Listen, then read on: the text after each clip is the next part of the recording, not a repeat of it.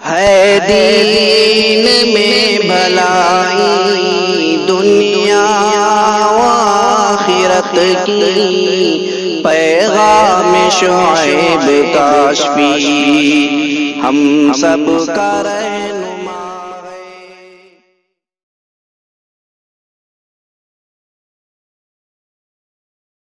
اور نبی کا ہر صحابی نیک ہے۔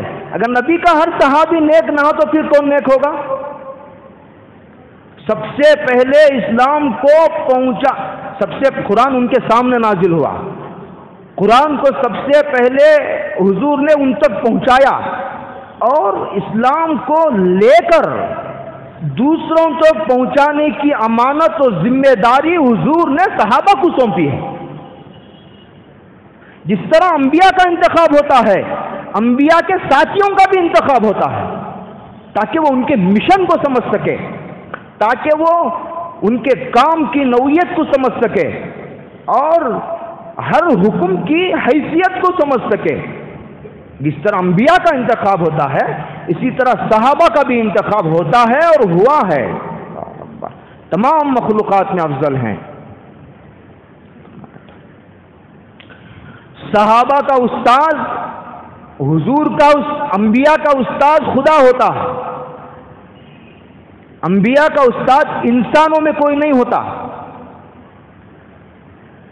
انبیاء کا استاد براہ راست خدا ہوتا ہے۔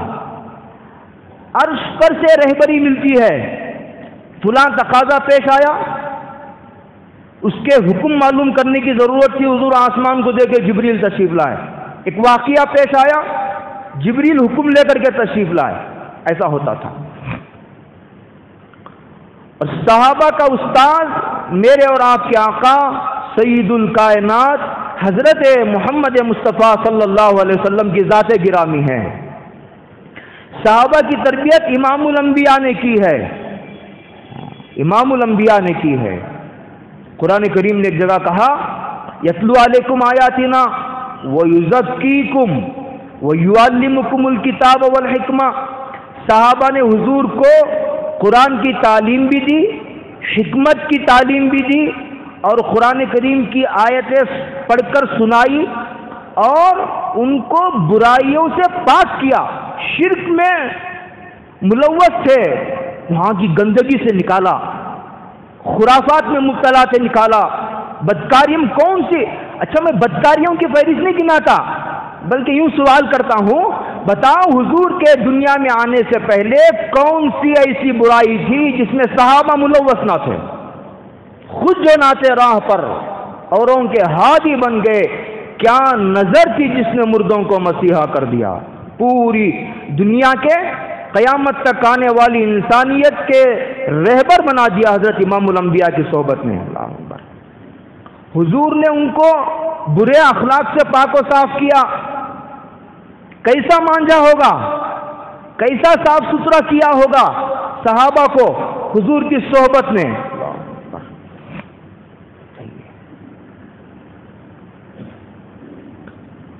جو آدمی، اب سنیے غور سے، جو آدمی صحابہ پر تنقید کرتا ہے وہ حضور کی تربیت کو ناقص قرار دیتا ہے کہ حضور نے اپنے صحابہ کی تربیت جیسے کرنی تھی ویسے نہیں کی۔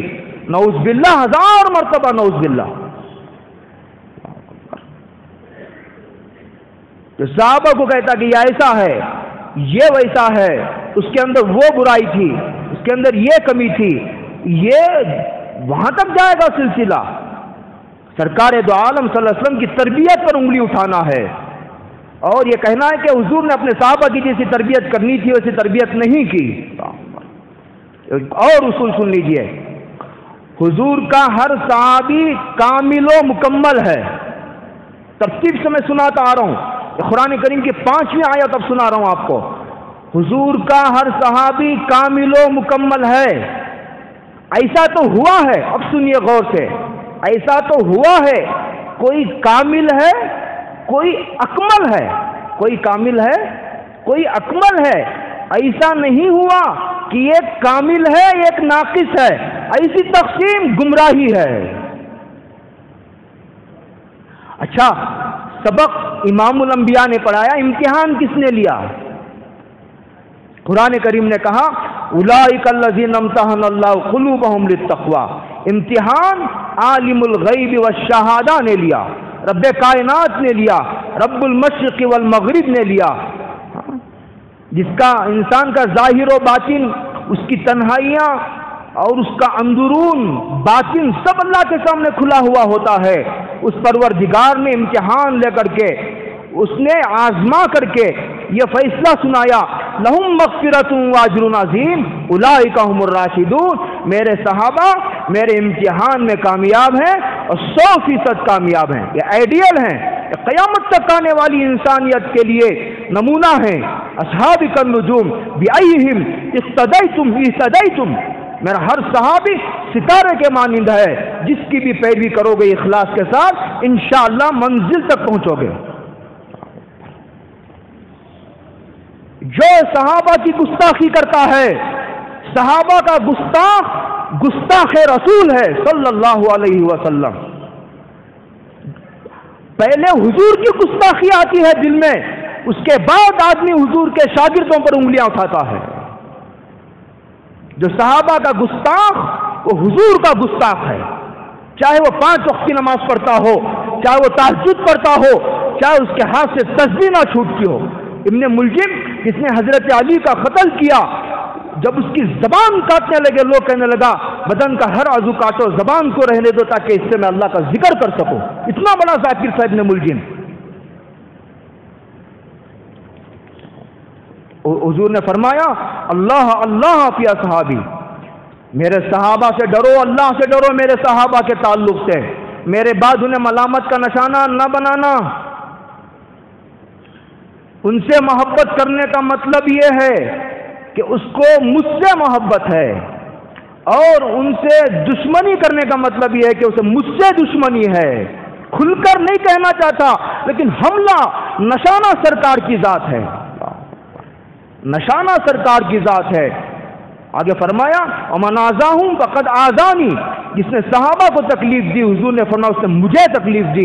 ومن آذانی فقد آذى اللہ، اور جس نے مجھے تکلیف دی اس نے اللہ کو تکلیف دی، اور جو اللہ کو تکلیف دے گا حضور نے فرمایا یوشک ان یاخذہ، قریب ہے کہ اللہ اسے پکڑ لے، اسے اپنے گرفت میں لے لے۔ بہت سخت بات ہے۔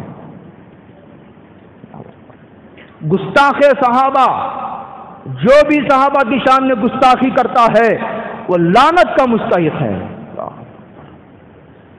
حضور نے فرمایا اذا رأيت الرجل اذا رأيت الذين يسبون اصحاب محمد صلی اللہ علیہ وسلم فقولوا لعنت اللہ علی شرکم، اگر تم دیکھو کہ کوئی لوگ حضور کی صحابہ کی شان میں گستاخی کر رہے ہیں تو ان کو کہو فقولوا، کہو کہ تم پر اللہ کی لعنت ہو، اس لیے کہ یہ قرآن کریم ہم تک پہنچانے والے ہیں۔ اسی لیے تو شیعہ اس قرآن کو قرآن نہیں مانتے کہ یہ تو صحابہ نے ہم تک پہنچایا ہے۔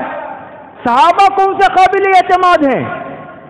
اللہ اکبر، دیکھ رہے ہیں کہاں جا رہا ہے نشانہ۔ جب تک صحابہ کی ذات کو مصون نہیں کرو گے، جب تک صحابہ کی ذات کو گالیاں نہیں دو گے، اس وقت تک اس قرآن کریم کا انکار بہت مشکل ہے۔ اسی لیے قرآن نے جگہ دی ہے صحابہ کی عظمت کو۔ انبیاء کے پاس سب سے زیادہ قابل احترام طبقہ ہے، ہاں سب سے زیادہ قابل احترام طبقہ ہے۔ حضور کا کوئی صحابی تھوڑی دیر کے لیے بھی جہنم میں نہیں جائے گا۔ لا تمس النار مسلمہ رانی اور آمن رانی، فرمایا کہ جہنم اس مسلمان کو نہیں چھو سکتی جس نے مجھے جگہ، حضور فرما رہے ہیں۔ اس کے آگے فرمایا اور اس کو بھی نہیں چھوئے گی جہنم کی آگ جس آدمی کی آنکھوں نے میرے صحابی کو دیکھا ہو۔ سرکار کا مقام چھوڑو، اس کے لیے لمبی تفصیل کی ضرورت ہے۔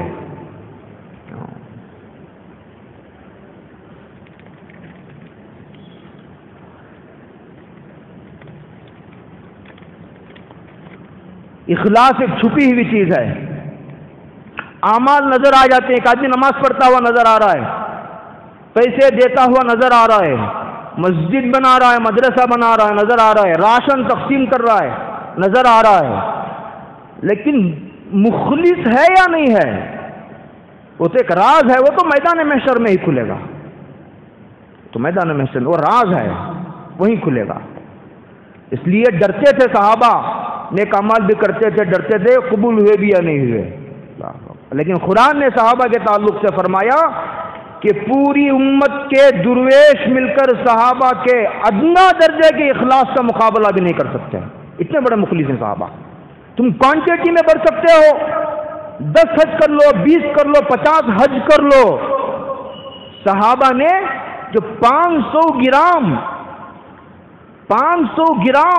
یا 700 گرام جو جو یا گیہوں یا اور کچھ اناج دیا ہے اللہ کے راستے میں، کہتے ہیں تم روزانہ، یہ حدیث کے الفاظ نقل کر رہا ہوں، تم روزانہ احد کے پہاڑ کے برابر بھی اگر سونا خرچ کرو تو اس 700 گرام اناج کا مقابلہ نہیں کر سکتے۔ یہ صحابہ کا اخلاص ہے، طے شدہ ہے۔ دیکھو بعض مسائل ایسے ہیں جس میں بحث کرنے کی گنجائش موجود ہے، لیکن یہ مسئلہ وہ ہے جسے حضور نے طے کر دیا ہے، اب اس پر غور و فکر کرنے کی ضرورت نہیں ہے، یہ طے شدہ مسئلہ ہے۔ یہ حضرت عمر ابن عبدالعزیز کے سامنے جب صحابہ کے اختلافات کا مسئلہ آیا تو حضرت نے فرمایا تلک الدماء طہر اللہ سیوفنا، کہ دیکھو صحابہ کا آپس کا مسئلہ تھا، اللہ نے ہمارے ہاتھوں کو محفوظ رکھا ان کے خون سے، اور ہم نہیں چاہتے کہ ہمارے زبانوں کو ہم آلودہ کریں۔ اللہ، حضرت عمر ابن عبدالعزیز کا فیصلہ، پتہ چلا کہ اس وقت یہ مسئلہ اٹھا تھا، لیکن تابعین نے فیصلہ کر دیا بند رکھو زبان، خبردار اگر صحابہ کے تعلق سے تم نے زبان کھولی تمہارا انجام ٹھیک نہیں ہوگا، خدا کا خوف نہیں، مرنا نہیں ہے ہمیں۔